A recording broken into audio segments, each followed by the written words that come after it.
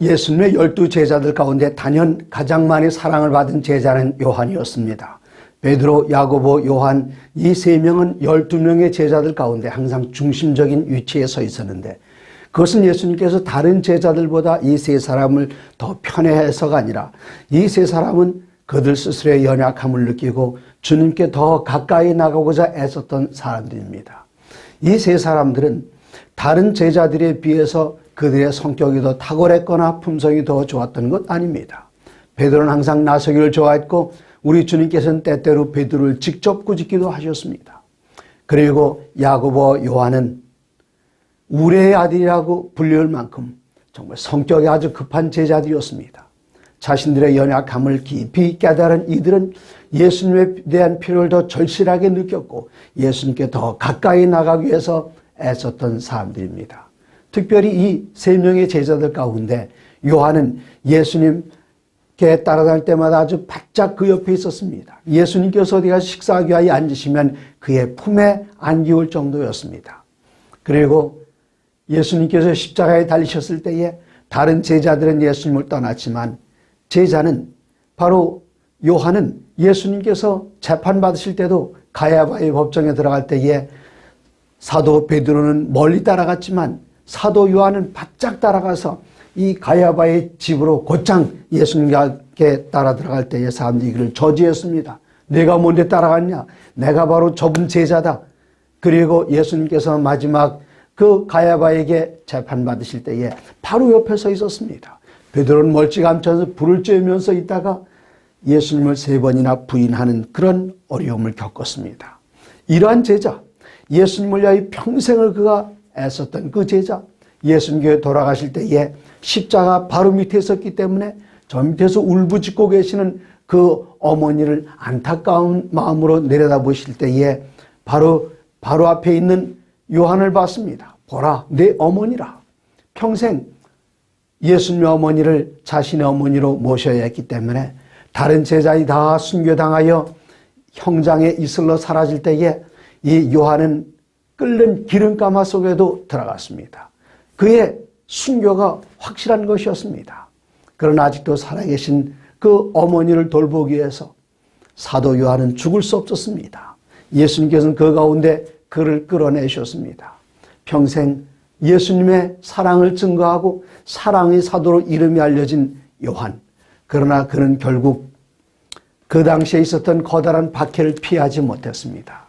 마침내 그가 붙잡혀서 가게 된 곳은 요한계시록 1장 9절에 나 요한은 너희 형제여 예수의 환난과 나라와 참음에 동참하는 자라. 하나님의 말씀과 예수를 증거하였으므로 말미암아 반모라는 섬에 있었더니, 그가 예수님을 증거한 결과가 바로 이것이었습니다. 하나님의 말씀과 예수를 증언하였으므로 이러한 까닭에 반모라는 섬에 외롭게 있었습니다. 저는 반모섬을 한번 가봤습니다. 사방이 다 바다입니다. 가운데 자그마한 섬이 하나 있습니다. 지중해 북쪽에 있는 에게의 작은 섬, 그곳에 있는 반모섬에 그가 유배되어서 홀로 동굴에서 보내면서 낮이면은 지나가는 배들도 잘 보이지 않고 날아가는 갈매기를 벗하여 외로운 그때에 그가 어느 날 예수님을 만나게 되었습니다. 요한계시록 1장 10절에 주의 날에 내가 성령에 감동되어 내 뒤에서 나는 나팔소리 같은 큰 음성을 들으니, 그리고 돌아다 보니까 거기에 예수님께서 바로 이 안식일 날, 주의 날 외롭게 유배되어 있는 제자를 찾아오셔서 그의 어깨에다 손을 얹고 계시를 주십니다. 바로 그 계시가 우리가 앞으로 13번에 걸쳐서 공부하게 될 요한계시록입니다. 요한계시록은 모두 22장으로 되어 있지만 저희들이 석 달 동안 13번에 나눠서 이것을 압축해서 공부하도록 하겠습니다. 요한계시록 1장 1절입니다. 예수 그리스도의 계시라. 이는 하나님이 그에게서 반드시 속히 일어날 일들을 그 종들에게 보이시려고 그의 천사를 그 종 요한에게 보내어 알게 하신 것이라. 요한은 하나님의 말씀과 예수의 증거, 곧 자기가 본 것을 다 증거했다고 이야기했습니다. 이때 사도 요한이 다 보고 하나도 빼놓지 않고 계시 가운데 본 것을 다 기록한 책이 우리가 함께 연구하고 있는 요한계시록입니다. 이름은 요한계시록이지만 누구의 계시인가? 1장 1절에 예수 그리스도의 계시라. 예수님께서 우리들에게 보여주신 그 계시입니다. 보여주신 것 가운데 단 하나도 빼놓지 않고 다 증거했습니다. 우리들이 예수님을 증거할 때 다 증거하는 것은 참으로 중요합니다. 내가 좋아하는 것은 다른 사람에게 증거하고, 내가 좋아하지 않은 것, 반가워하지 않는 것, 내가 행동으로 옮기지 않는 것, 이런 것을 감춰놓는 것, 이것은 증인으로서의 바른 태도가 아닙니다. 요한은 자기가 본 것을 다 증거했다고 그렇게 이야기했습니다. 그 증거의 말씀을 이렇게 기록합니다. 1장 3절에 이 예언의 말씀을 읽는 자와 듣는 자와 그 가운데 기록한 것을 지키는 자는 복이 있나니 때가 가까움이라. 여기에 계시록에 대한 세 가지 태도를 이야기합니다. 첫 번째, 읽는 자가 복이 있다 그랬습니다. 두 번째, 듣는 자가 복이 있다 그랬습니다. 읽고 다른 사람들에게 증거할 때에 들으면 듣는 가운데서 믿음이 생겨나게 됩니다. 그러나 더 중요한 것은 무엇인가 하면은 이 예언의 말씀을 읽는 자와 듣는 자와 그 가운데 기록한 것을 지키는 자는 복이 있다. 그렇게 말씀하셨습니다. 중요한 것은 읽고 그치는 것이 아닙니다. 듣고 멈추는 것이 아닙니다. 이것을 읽고 듣고 나아가서 이것을 지키고 행동으로 옮기는 것, 이것은 아주 중요합니다. 그렇기 때문에 이 요한계시록에는 복이 7가지가 나옵니다. 재앙도 7가지지만 복도 7가지가 나오는데 그중에 첫 번째 복이 계시록의 말씀을 읽고 듣고 지키는 것, 이것이 첫 번째 복이라면 요한계시록 마지막 장 계시록 22장 7절에 6번째 복이 언급되고 있습니다. 요한계시록 마지막 장, 성경의 모든 책들, 모든 장들 가운데 맨 마지막 장 22장 7절에 보라 내가 속히 오리니 이 두루마리의 예언의 말씀을 지키는 자는 복이 있으리라 하더라. 이 말씀을 지키는 것, 간직하고 이 말씀대로 지키는 것, 이 말씀을 내 마음 가운데 받아들이고 나가서 행동으로 옮기고 실천하는 것, 이것은 중요한데 이렇게 하는 사람들에게는 복이 있으리라 말씀하셨습니다. 복이란 무엇입니까? 시편 133편 3절에 복에 대해서 이야기하기를 헐몬에 있으리 시온의 산들에 내린 같도다. 여호와께서 거기서 복을 명하셨나니 곧 영생이로다 말씀하셨습니다. 성경의 모든 책 가운데 결론으로 쓰여진 마지막 책 요한계시록의 7가지의 복, 바로 이 말씀을 읽고 듣고 지키는 자들에게 복이 있다, 그렇게 말씀하셨습니다. 여기 예수 그리스도의 계시라 그렇게 말씀하셨습니다. 계시는 헬라 원어로 아포칼립시스라고 말하는데 이것은 열어서 보여주는 것, 감춘 것을 드러내서 다른 사람들에게 공개하는 것, 이것이 바로 아포칼립시스입니다. 계시입니다. 누구의 계시인가 하면 예수님께서 우리에게 보여주는 계시며 또한 예수님에 대한 계시입니다. 예수님께서 이 계시를 보여주실 때에 마치 저는 자주 여행을 합니다. 자주 여행을 하면 호텔에서 자고 일어났을 때에 숙면을 취하기 위해서 커튼을 완전히 다 닫아놓으면 깜깜한 밤이 됩니다. 아침에 늦게 일어나서 온 세상이 환하게 돼도 깜깜하기 때문에 아무것도 모릅니다. 이제 아침 일찍 일어나서 시계를 본 다음에 일어날 때가 되었구나. 그럼 제일 먼저 커튼을 엽니다. 이 커튼을 활짝 여는 그 순간 바깥의 모든 것이 가려졌던 것, 찬란하게 떠오르는 태양과 태양빛 아래 세상 만물이 다 보입니다. 커튼을 열어 젖히는 것, 이것이 바로 계시, 아포칼립시스입니다. 무엇을 우리에게 계시해 주시는가? 여기 요한계시록을 기록한 목적이 있는데 이는 하나님이 그에게 주사, 하나님께서 예수님에게 주셨습니다. 하나님이 주사 그에게 주사 반드시 속히 일어날 일들을 그 종들에게 보여주시려고, 우리 모든 사람들에게 보여주시게 하여 그의 천사를 그 종 요한에게 보내어 알게 하신 것이라. 이것이 바로 요한계시록을 기록한 목적입니다. 우리들에게 보여주시고, 첫 번째는 보여주시고 두 번째는 알게 해주시는 것, 이것이 요한계시록의 목적인데 무엇을 보여주시는가 하면 반드시 속히 일어날 일들이라고 말씀하셨습니다. 요한계시록에는 예수님 당시로부터 시작해서 예수님 오실 때까지 모든 사건들이 다 기록이 되어 있습니다. 그러나 이 요한계시록을 기록할 때에 여기에 나오는 계시들은 장래의 것들을 보여주지만 우리들이 궁금해하는 모든 것들이 다 기록되어 있지는 않습니다. 개인적으로 일어날 것도 기록되어 있지 않습니다. 무엇을 중심으로 기록되어 있는가 하면 우리 주님께서 예수님 승천하신 이후로 다시 오실 때까지 우리가 구원받는데 구속의 역사의 가장 중요한 부분들, 우리가 반드시 알아야 할 내용들을 다 기록을 해놨습니다. 우리가 꼭 알아야 할 내용들은 하나도 빠짐없이 다 기록을 해놨습니다. 구속의 역사의 중요한 것들을 다 기록해놨지만 우리 개인적인 궁금증이나 이런 것들을 알려주기 위해서 기록되지는 않았습니다. 때때로 많은 사람들이 여기 요한계시록을 읽고 연구하면서 자칫 잘못하면은 그들 자의적인 해석으로 한쪽으로 치우쳐서 이 계시록에 나오는 것을 가지고 많은 사람들에게 선동적으로 이야기해서 그 사람들이 때가 임박했다, 그러므로 준비해야 된다고 하면서 이러한 계시록에 나오는 사건들을 잘못 해서 돈벌이의 수단으로 사용한 그런 분들이 있는 것을 저희들은 많이 봅니다.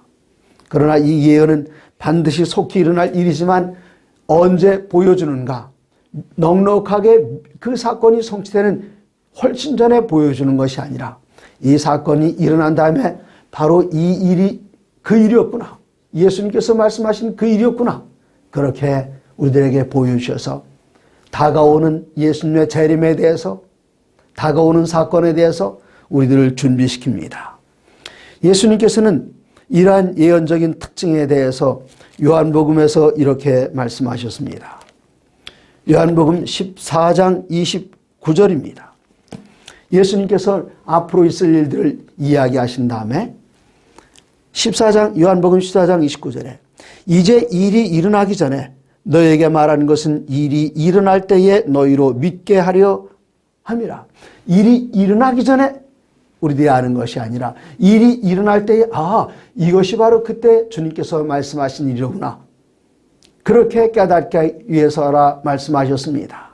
왜 그런가 하면 일이 일어나기 전에 우리들이 이런 모든 것들을 알고 있다면 저희들이 당황하게 되고 저희들이 실수하게 되고 다른 사람들을 잘못된 곳으로 이끌 수 있는 가능성이 있기 때문에 우리 주님께서는 먼저 말씀하셨고 이 일이 일어날 때에 바로 이 일이 그 일이었구나, 그렇게 깨닫게 하시는 것이었습니다. 우리들은 그러한 신뢰를 다니엘서에서 찾아볼 수 있는데 다니엘서 9장 1절에는 이렇게 기록이 되어 있습니다. 메대 족속 아하수엘의 아들 다리오가 갈대아 나라 왕으로 세움을 받던 첫 해 곧 2절 곧 통치 원년에 나 다니엘이 책을 통해 여호와께서 말씀으로 선자 예레미야에게 알려주신 그 연수를 깨달았나니 곧 예루살렘의 황무함이 70년 만에 그치리라 하신 것이라. 다니엘은 어린 나이에 10대 소년이었을 때에 포로로 붙잡혀 왔습니다.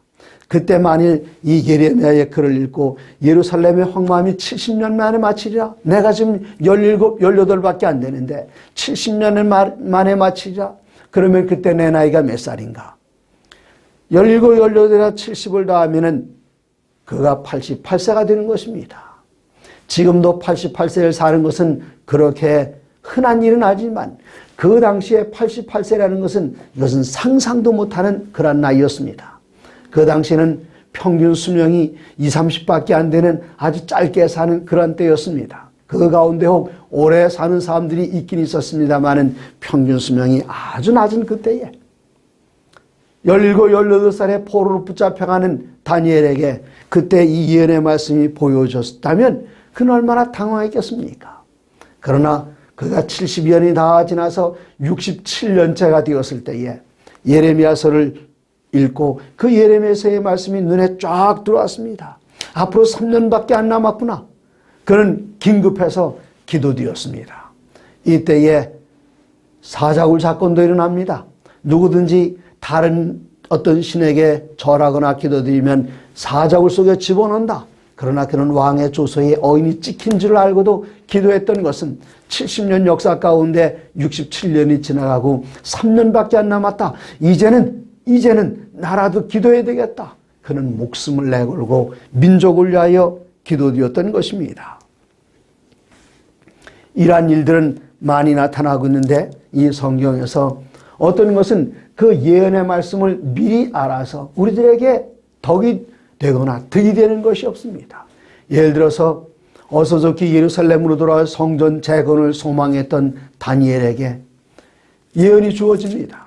다니엘서 8장 13절에 보시면은 다니엘서 8장 13절에 내가 들은즉 한 거룩한 이가 말하더니 다른 거룩한 이가 그 말하는 이에게 묻되 환상이 나타난 바 매일 드리는 제사와 망하게 하는 죄악에 대한 일과 성소와 백성이 내어 준바되며 짓밟힐 일이 어느 때까지 이를고 성소가 내어주는 것이 어느 때까지 이를고 다니엘의 최대의 관심은 어서 속히 예루살렘으로 돌아가 하나님의 성소를 재건하는 것이었는데 이때 하늘에 들려오는 질문이 성소에 짓밟힐 일이 어느 때까지 이를고 그가 안테나를 쭉 올리면서 하나님의 대답을 기대할 때 주신 말씀은 8장 14절 2300주야까지니 그때의 성소가 정결하게 되리라 하였느니라. 이때에 다니엘이 2300주야를 우리가 지금 이해하는 것처럼 에스겔서 4장 6절에 근간 1일이 1년이라는 연일 법칙에 의해서 그가 2300년이라는 사실을 그 당시에 깨달았다면 이것은 그에게 축복이 되지 않았을 것입니다. 그렇기 때문에 하나님께서는 이 연대를 360분의 1로 줄여서 하루는 1년으로 1년은 하루로 표시를 했기 때문에 다니엘은 그냥 지나갔던 것이지 성소가 정결하게 된다는 것이 2300년이라는 사실을 그가 그때 깨달았다면 그는 질식해서 죽고 말았을 것입니다. 예언이 우리들에게 축복이 되는 것은 때로는 우리들에게 감춰져 있기 때문에 축복이 되고 예언이 우리들에게 축복이 되는 것은 정확한 때에 드러나기 때문입니다. 이러한 이 예언의 말씀, 특별히 요한계시록에 기록된 이 말씀은 일이 이루어질 때마다 이제 아포칼립시스 그때마다 이 갇혔던 그리고 가려졌던 휘장이 열리게 되는데 여기 요한계시록에는 예수님을 다양하게 표현했습니다. 예수님께서 이러한 계시를 주실 때마다 우리들은 깜짝깜짝 놀라가 자빠지는 그런 것으로 끝난다면 이 계시로 우리들에게 축복이 되지 않겠지만 그때마다 예수님께서는 당신 자신을 계시하시는데 어떤 땐 미가엘이라고 하십니다. 우리가 사단과 싸워야 할 때에 그를 대적해 싸워서 이길 능력이 없습니다. 이때 예수님께서는 당신을 가리켜 나는 미가엘이라 그렇게 말씀하십니다. 그리고 우리에게 지도자가 필요할 때에 예수님께서는 왕중왕이 되시고 예수님께서는 주의 주가 되십니다. 그리고 예수님께서 우리를 위하여 모든 이 세상의 맹수들로부터 지켜주셔야 할 때는 예수님께서는 유다 지파의 사자라 라이언이라고 말씀하셨고 그리고 예수님께서는 동시에 뭐라고 자신을 표현하셨는가 하면 어린 양이라고 표현을 하셨습니다. 어떤 땐 제상으로 나타나십니다. 예수님께서는 그때마다 이 세계적인 놀라운 사건이 일어날 때마다 이런 예언이 성취될 때마다 적절하게 당신 자신을 내가 이런 존재로서 너희를 지킨다. 때로는 우리들에게 참된 증인이 되십니다. 때로는 재판장이 되십니다. 요한계시록 곳곳을 통해서 나타난 예수님의 모습, 그러한 모습을 볼 때마다 세상에서 일어난 이러한 일들로 인하여 우리가 움츠러들고 용기가 꺾이고 의기소침해지는 것이 아니라 이런 예수님께서 우리가 항상 함께 하신다는 사실, 그리고 어린 양이 어디로 가시든지 따라가는 우리를 여기에서 대비시키면서 어디에서나 희망을 얻고 일어설 수 있게 하는 책이 바로 이 요한계시록입니다. 요한계시록의 언어는 상징적인 언어로 되어 있습니다. 상징적인 언어로 된 이유는 무엇인가 하면 이 요한계시록을 가리기 위해서입니다. 요한계시록은 감추는 책입니다. 또한 요한계시록은 드러내는 책입니다. 왜 감추는 책인가 하면 여기 요한계시록에는 모든 내용의 말씀들이 그 당시에 온 세상을 폭정으로 다스리던 로마 사람들이 다 읽고 이해를 했다면 이 로마라는 나라는 없어져야 할 나라입니다. 망해야 할 나라입니다. 이 세계에서 끝까지 갈 그런 나라가 아닙니다. 이러한 사실을 로마 사람들이 읽고 그대로 깨달았다면 여기 이 요한계시록은 우리들에게 전해질 수 없었을 뿐만 아니라 이 말씀을 증거하는 제자들이나 사도들이나 전도자들이나 그리고 여기에 기록된 모든 종교의 지도자들뿐만 아니라 그 당시에 이제 막 일어나고 있는 기독교의 모든 사람들은 엄청난 어려움 가운데 직면하게 되기 때문에 이 책이 어떤 이들에게는 가려졌지만 어떤 사람들에게는 활짝 열린 책인데 이 책이 열린 책이어야 할 그 이유는 1장 3절 이 예언의 말씀을 읽는 자 듣는 자 그 가운데 기록된 것을 지키는 자가 복이 있나니 때가 가까웁니다. 때가 가깝기 때문에 우리는 이 말씀을 이해해야만 합니다. 그런데 어떻게 이해할 수 있는가? 계시록은 모든 책들 가운데 가장 쉽습니다. 왜 그런가 하면 요한계시록 22개의 22장밖에 안 되는데 그 가운데 절수는 404개의 절수로 되어 있습니다. 그런데 404개의 요한계시록을 이룬 모든 절이 22장 404절이 어디에서 대부분 나왔는가 하면은 구약성경에서 빌려왔습니다. 이 구약성경 404절 가운데 278개의 절이 구약성경에 기록된 내용과 밀접하게 연결이 되어 있습니다. 그렇기 때문에 요한계시록을 읽는 사람들, 특별히 초대교회 신자들이라든가 유대교적 배경을 가졌거나 구약에 대한 지식을 가진 사람들은 여기 상징적인 말들이 나올 때 그 말씀하고 구약으로 달려갑니다. 그럼 구약에서 그 말을 끌어오면 아주 쉽게 이해가 됩니다. 예를 들어서 요한계시록 13장 1절에 보면 한 짐승이 바다에서 나옵니다.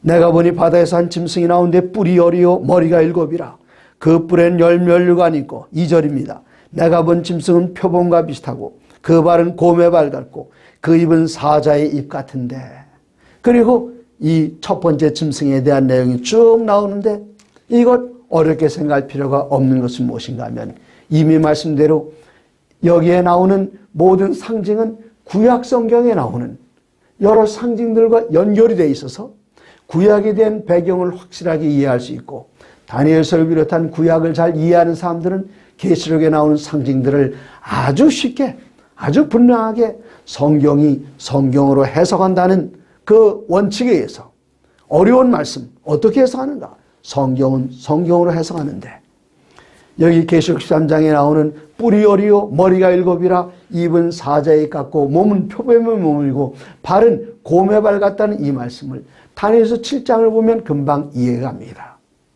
다니엘이 계시 가운데 볼 때에 커다란 바다로 바다에 몰려 불었고 그때마다 짐승이 나오는데 첫 번째는 사자입니다. 계시록 13장에 나오는 그 짐승의 입이 사자 입이라고 그랬습니다. 두 번째 짐승은 곰이라고 그랬습니다.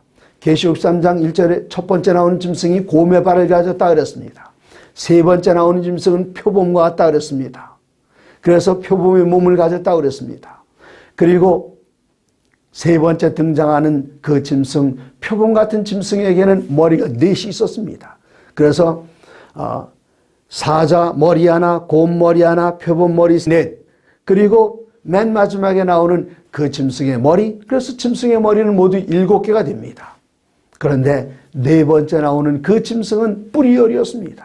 그래서 다니엘서 7장에 나오는 이 네 짐승들을 다 하나로 합쳐서 포토샵을 하거나 아니면 몽타주를 만들면 바로 계시록 13장에 나오는 그 짐승이 됩니다. 계시록 13장에 나오는 짐승을 정확하게 이해하려면 구약 성경으로 돌아가서 다니엘서를 펴놓고 거기에 나오는 네 짐승들의 특징과 그들이 어떤 역할을 하는가, 역사적으로 어떤 일들을 진행했는가, 이런 모든 것들 다 합쳐놓은 것이 계시록 13장에 나오는 첫 번째 짐승이다.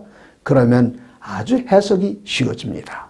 상징이기 때문에 우리가 두려워하거나 무서워하거나 겁낼 일들이 전혀 없는 것입니다. 아주 쉽게 우리들은 포착할 수 있고 이해할 수가 있습니다. 그럼 이 책은 누가 쓰는 책인가? 여기 그 저자에 대해서 이 인사하시는 그분이 정확하게 이야기하고 있는데 요한계시록 1장 4절로 5절에 6절입니다.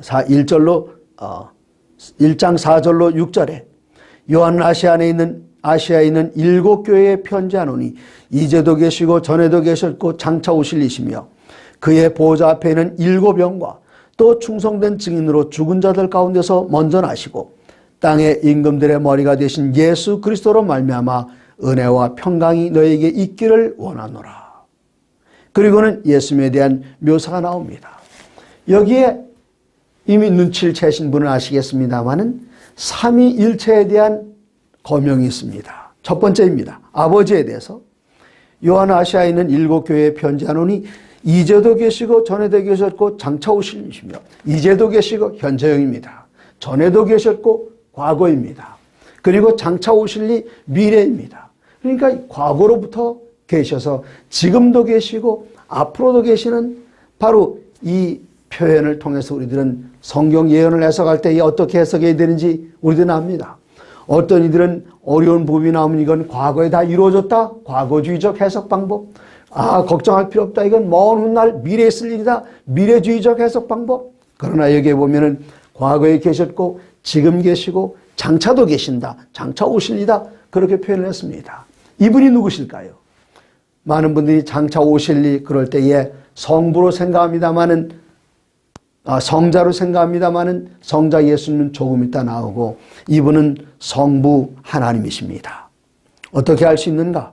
예수님께서 오실 때에 어떤 일이 있을 것인가 하면은 마태복음 26장 64절에 예수님은 재판받으실 때에 이렇게 말씀하셨습니다. 예수께서 이르시되 내가 말하였느니라. 그러나 내가 너에게 이르노니 이후에 인자가 권능의 우편에 앉은 것과 예수님께서 오실 때에 어디에 오시는가 하면 보좌에 앉아서 오시는데 어느 보좌인가 하면 권능의 보좌 우편에서 앉아 계시겠다 그랬습니다. 그러면 예수님께서 계시는 그 자리가 권능의 우편이라면 예수님 바로 왼쪽에 그 가운데는 누가 앉아 계시는가 하면은 아버지께서 같이 오시는 것을 여기 이렇게 표현했습니다. 아버지께서 오신다는 표현은 여기만 나오는 것이 아니라 요한계시록에 한 번 더 등장하는데 4장 8절에 이렇게 기록이 되어 있습니다. 요한계시록 4장 8절입니다. 중간부부터 읽으면 거룩하다 거룩하다 거룩하다 주 하나님 곧 전능하신 이시여 전에도 계셨고 이제도 계시고 장차 오실 이시니라. 아버지 하나님에 대해서 묘사하기를 이렇게 장차 오실 이 그리고 1장 8절에도 주 하나님 이르시되 나는 알파와 오메가라 이제도 있었고 전에도 있었고 장차 올 자요 전능한 자라 하시더라. 이제 이 편지를 보내면서 인사말이 그렇습니다. 첫 번째는 아버지에 대한 언급. 전에도 계셨고 이제도 계시고 장차 오실 이. 그 다음에 두 번째는 그의 보좌 앞에 있는 7영과 7영은 누구를 가리키는가 하면 성령을 가리킵니다. 왜 7영인가? 성령이 7분이 계시는 것이 아니라 7이란 그 표현이 형용사처럼 쓰여집니다. 어떤 형용사인가 하면 7이라는 숫자는 완전한 숫자입니다. 성경에는 완전 숫자가 많이 나옵니다. 예를 들어 신명기 6장 4절에 이스라엘아 들으라 우리 하나님 여호와는 오직 하나님 여호와시니 할 때에 1이 완전한 숫자입니다.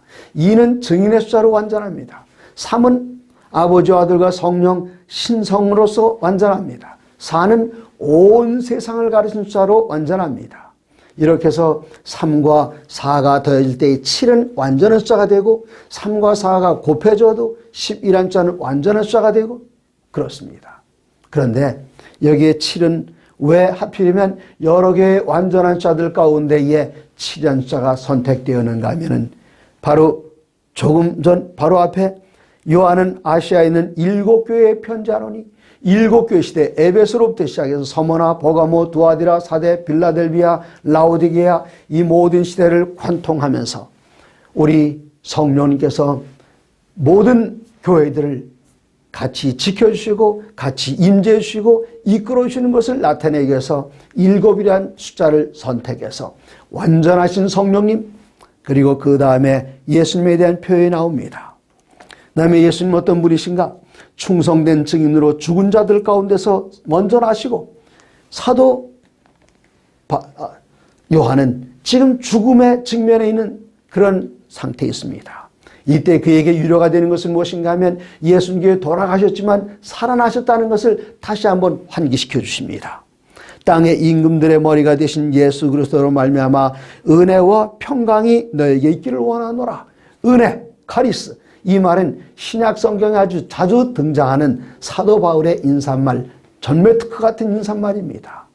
여기에 신약 성경에 인사말이 있는가 하면은 이방인들을 위한 인사말이 있는가 하면은 은혜와 평강이 너에게 있기를 원하노라. 평강, 구약 성경 혹은 히브리에서 오늘도 예루살렘이나 유대를 방문하게 되면은 사람들이 인사할 때 샬롬 합니다. 평강, 평화, 피스를 말합니다. 제루살렘, 제루살렘. 이 평강의 도성, 이 샬롬. 바로 여기 두 가지 인사말이 겹쳐졌어요. 히브리식 그리고 헬라식 인사말 은혜와 평강이 너에게 있기를 원하노라. 우리 주님으로부터 오는 평강입니다. 이제 이 요한계시록의 결론은 무엇입니까? 처음서로부터 결론에 대해서 말씀드리는데 영광스러운 우리 예수님의 재림입니다. 1장 7절에 볼지어다 그가 구름을 타고 오시리라. 예수님께서 구름을 타고 오십니다. 예수님께서는 이 땅에서는 가시면류관을 쓰셨지만 영광스럽게 구름 타고 오실 때에 예수님께서는 조용히 베들레헴의 한 마을에 태어나셔서 이 나라의 임금도 몰랐고 이 나라의 제사장들도 몰랐고 서기관들과 바리새인들도 모르는 가운데 조용히 오셨지만 예수님께서 오실 때에 볼지어다 그가 구름을 타고 오시리라. 영광스럽게 이번에는 가시면류관이 아닌 금면류관을 타고 영광스럽게 오실 것을 이야기합니다. 각인의 눈이 그를 보겠고 누가 보겠는가? 의인들뿐만 아니라 죄인들도 예수님 오시는 모습을 보는데 각인의 눈이 그를 보겠고 그를 찌른 자들도 볼 터이요. 제가 어느 분들에게 이 말씀을 인용을 해줬습니다. 그랬더니 어떻게 찌른 사람들이 예수님을 오시는 것을 볼 수 있느냐? 조금 전에 읽었던 성경절을 여러분들에게 다시 보여드리면 마태복음 26장 64절에 예수님을 박해하고 예수님을 심판에 넘기고 예수님을 찌르고 공격하던 그 당시의 모든 사람들 앞에서 예수님께서는 이렇게 말씀하십니다. 예수께서 이르시되 내가 말하였느니라. 그러나 내가 너에게 이르노니 이후에 인자가 권능의 우편에 앉아있는 것과 하늘 구름을 타고 오는 것을 너희가 보리라. 그렇게 말씀하셨습니다. 2000년 전 예수님께서는 구름 타고 오는 것을 2000년 전 그 당시에 있던 사람들에게 너희가 보리라. 그렇게 말씀하셨습니다. 어떻게 볼 수 있을까요? 그 볼 수 있는 방법에 대해서는 다니엘서 12장 1절에 기록이 되는 것을 여러분께서는 모두 아실 것입니다. 다니엘서 12장 1절에 이야기합니다. 그때에 내 민족을 호위하는 큰 군주 미가엘이 일어날 것이요 또 환란이 있으리니 이는 개국 이래로 그때까지 없던 환란일 것이며 그때에 내 백성 중 책에 기록된 모든 자가 구원을 받을 것이라. 이때 누가 보는가? 2절 땅의 특걸 가운데서 자는 자 중에 많은 사람이 일어나 영생을 받는 자들도 있겠고 첫 번째 부활에 참여하는 사람들도 있겠고 또 수치를 당하여서 영원히 부끄러움을 당할 자도 있을 것이며 바로 이 사람들이 누군가 하면 그를 찌른 자들도 볼 터이요 그랬는데 이때에 두 무리가 부활합니다. 그리스도 예수 안에서 죽은 자들이 부활하여 영생을 얻게 되겠고 그리고 예수님 당시에 예수님을 박해했던 그들이 잠깐 동안 일어나서 오시는 주님의 영광, 그들이 가시면류관을 씌웠고 그들이 채찍으로 때렸고 그들이 침을 뱉었던 그 얼굴, 그러나 이제는 영광스럽게 금면류관을 쓰고 천천만만의 천사들의 호위 가운데 영광스러운 하나님의 호령과 천사장의 호령과 하나님의 나팔 소리로 하늘로부터 재강림하는 그 모습을 그들이 보게 될 것입니다. 요한계시록은 이렇게 대조를 이루고 있습니다. 어떤 이들에게는 희망이 되고 어떤 이들에게는 절망과 멸망이 됩니다. 그러나 그리스도 예수를 개인의 구주로 영접하고 요한계시록에 나타난 예수님을 개인의 구주로 영접하여 그날이 오기를, 예수님 만나기를 사모하는 모든 사람들에게 예수님께서는 우리들에게 생명을 주며 영광스러운 저 하나님의 나라를 주시기를 위하여 이 땅에 재강림하실 것, 그것이 바로 요한계시록이 우리들에게 주는 희망이요, 우리들에게 주는 약속입니다. 앞으로 남은 요한계시록 연구를 통해서 읽는 자와 듣는 자들과 지키는 자들로서 하나님께서 주시는 큰 축복에 참여함으로 때가 가까운 이때에 하늘을 위하여 준비하시는 우리 모두가 되기를 간절히 바랍니다.